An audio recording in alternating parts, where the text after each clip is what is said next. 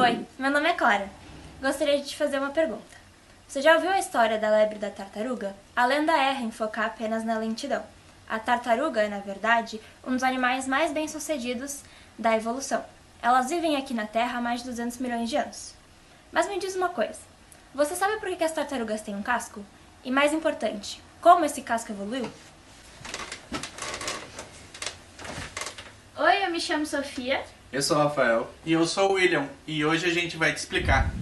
Antes de tudo, precisamos entender o que é a evolução. Em termos simples, a evolução é a mudança de características hereditárias de uma população de organismos ao longo das gerações. A evolução não é uma escada que leva ao perfeito, mas sim uma árvore com muitos galhos, onde a seleção natural favorece as características que dão maior chance de sobrevivência e reprodução em um determinado ambiente. A evolução é um processo gradual. Pense assim, em uma população, há variação. Se ter costelas um pouco mais largas ajuda um réptil a se proteger ou a se estabilizar, ele sobrevive e passa essa característica adiante. Milhões e muitas dessas pequenas mudanças depois vão acontecendo gradualmente. Os dados moleculares, que analisam o DNA, sugerem que as tartarugas estão mais próximas dos arcossauros, como mostra essa filogenia aqui.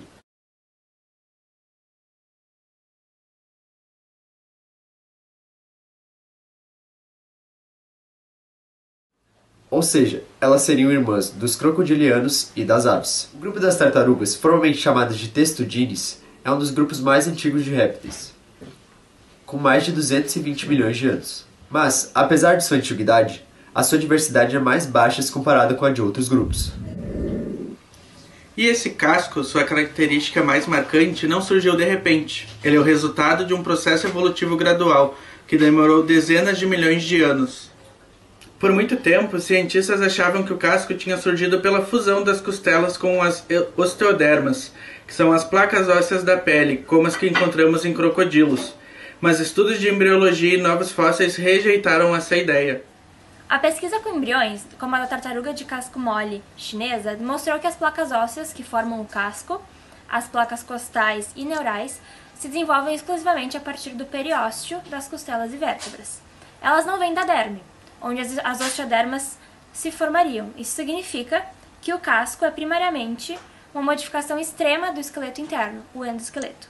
Eu tenho aqui um casco de uma tartaruga tigre d'água e eu vou mostrar nas imagens a seguir onde a gente pode localizar as placas costais e neurais do casco.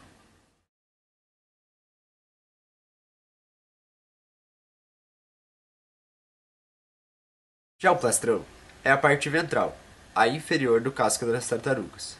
É composto por um conjunto de placas ósseas, como o ioplastrão, o hiploplastrão e o chifre plastrão. A formação do plastrão começou com a reorganização dos ossos ventrais, gastralha, em formas ancestrais.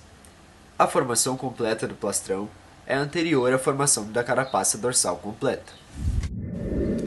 O ancestral mais antigo que já apresentava o projeto do casco é o Enotossauros africanos, que viveu há cerca de 260 milhões de anos. Ele não tinha um casco completo, mas já possuía costelas extremamente largas e sobrepostas que deixavam seu tronco rígido. Milhões de anos depois, o Odontocheles semitestace, há cerca de 200 milhões de anos, foi a primeira tartaruga-tronco a ter o plastão, essa parte de baixo do casco totalmente desenvolvida, com um casco parcial na parte de cima.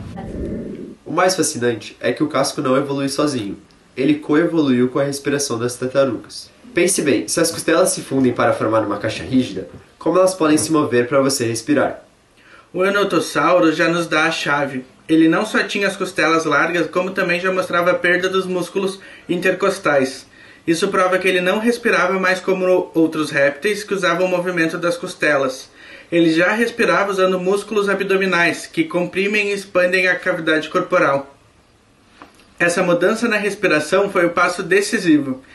Ela liberou as costelas da função respiratória, permitindo que se especializassem em outra função, estabilizar e proteger o próprio corpo, pavimentando o caminho para a formação do casco rígido. A filogenia apresentada ilustra as relações evolutivas e as principais novidades corporais que levaram ao desenvolvimento do casco das tartarugas, o grupo Testudinato. Ela mostra uma sequência de fósseis intermediários que documentam a formação gradual do casco. A árvore começa com um ancestral hipotético e se ramifica em direção às tartarugas modernas. Os quadrados cinzas representam as características compartilhadas derivadas que surgiram em cada ponto de ramificação, como o surgimento do plastrão e da carapaça completa. A filogenia demonstra que o casco das tartarugas não surgiu de uma só vez, mas através de um processo evolutivo gradual que envolveu a expansão e fusão das costelas e vértebras.